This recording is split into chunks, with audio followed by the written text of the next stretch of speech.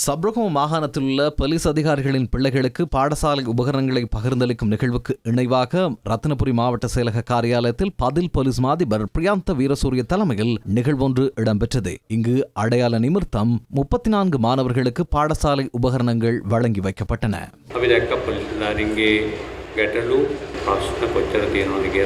Police அதிகாரிகளின் பிரச்சினைகளுக்கு தீர்வுகளை வழங்க நடவடிக்கை எடுத்து வருகின்றோம். போலீஸ் அதிகாரிகளை பார்த்தால் 140% தொற்றா நோய்களினால் பாதிக்கப்பட்டுள்ளனர். 130% இன்னும் பரிசோதனைகளை செய்து கொள்ளவில்லை. மீதமுள்ள 30% தான் ஓரளவு தேக ஆரோக்கியத்துடன் இருக்கின்றார்கள். வீட்டு பிரச்சினை, அலுவலக பிரச்சினை உள்ளிட்டவற்றால் சிலர் தொற்றா நோய்களுக்கு உள்ளாகியுள்ளனர். இந்த அர்ப்பணிப்புகளை செய்துதான் பிள்ளைகளுக்கு கல்வி செயற்பாடுகளை முன்னெடுப்பதற்கான நடவடிக்கைகளை அவர்கள் செய்கின்றார்கள். இதற்கு மேலதிகமாக போலீசாரின் கடமைகளை இன்னும் பரவலடைய செய்து செயற்திறனை அதிகரித்து போலீஸ் அதிகாரிகளின் கடமையை மிக உயர்ந்தது என்பதை காண்பித்து இதுவரை அவர்களுக்கு கிடைக்காத வரப்பிரசாதங்களை பெற்றுக் கொடுக்க நடவடிக்கை எடுப்போம். போலீஸ் அதிகாரிகள் குறைந்த சம்பளத்தையே பெறுகின்றனர். எனவே அது தொடர்பில் நாம் ஜனாதிபதியின் கவனத்துக்கு கொண்டு சென்றுள்ளோம். அதற்கமைய அடுத்த வருடம் அவர்களுக்கு சம்பள அதிகரிப்பு மேற்கொள்வதற்கான நடவடிக்கை இடம்பெறும்.